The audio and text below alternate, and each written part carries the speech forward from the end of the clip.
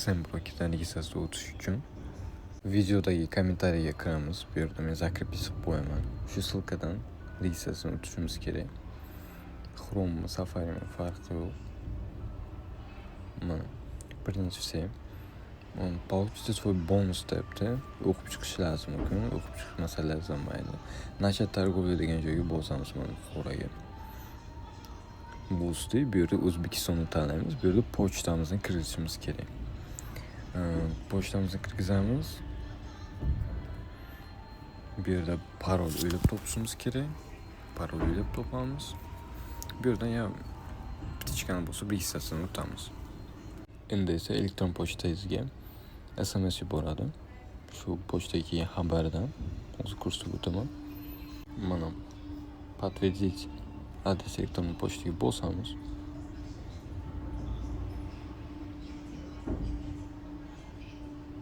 Подтвердить qildik. Подтвердить qilgandan keyin для начала подтвердить свой счет. Подтвердит'ni bosamiz yana bu.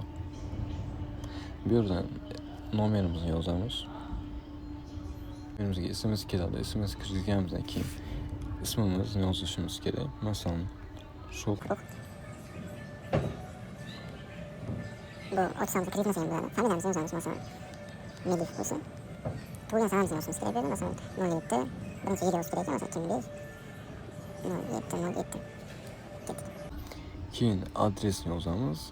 Shahar, улица, почтовый indeks, masalan 140100. Bu Samarqand shaharniki. Shuna qilib o'tamiz registratsiyadan. Registratsiyadan o'tgandan keyin shot ochishni tushuntirib o'taman. Sizdan o'tib oldik. XM'ni yuklab oldik. MetaTrader 5 yoki MetaTrader 4 ni tanlashimizga to'g'ri kerak bo'ladi. O'zim tavsiya beraman MetaTrader 5 ni, chunki ancha osonroq. Mana yopilmagan, ochilmagan zelkalarimiz bor bu yerda. Shu uchun kirib oldik. Bu yerdan keyin pasport подтверждениеdan o'tishimiz kerak. Shotimizni подтвердить qilish uchun подтвердить shot degan joyni bosamiz. Разрешить qilamiz. Обязательно informatsiya degan joyga подтвердит'ni bosamiz. Birinchi bajarildi. Endi ikkinchisiga o'tib загрузка документов degan joyga bosamiz. Bu yerda dokumenты не загружены hali o'tmagan deyapti. Pastga tushamiz. Начать verifikatsiyani bosamiz. Verifikatsiyaga bosganimizdan so'ng начать проверкаga bosamiz. Pasport degan joyga bosib olib, eski pasport bo'lsa, oldini rasmga olamiz.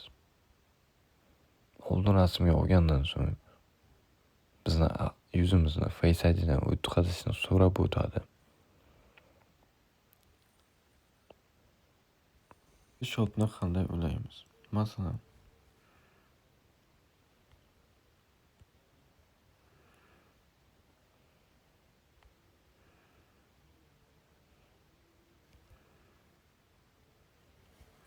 endi masalan biz shot ochdik, bizdan 0 ko'rinadi, shu uchun ulab olishni ko'rsataman.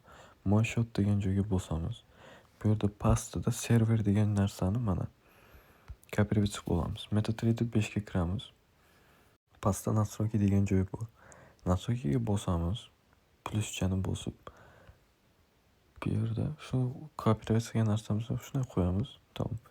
Bu yerda logins. Loginni ham xuddi shu yerdan bosib olamiz. Mana nomer shoti. Boshda yozgan parolingizni kirgizamiz. Yozib kirgizamiz, keyin bossak kiradi.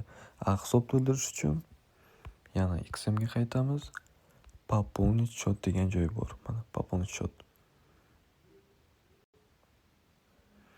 Bu yerda Visa karta, Uzcard, Humo.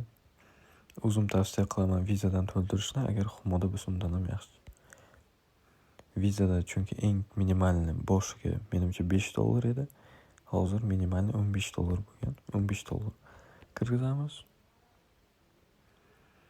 Bu yerda подтвердить.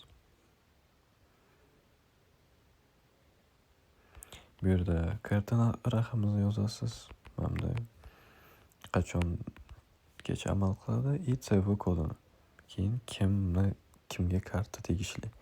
Yozib bo'lgandan keyin pay qilamiz. 2 minut 1 minut ichida tashlab beradi.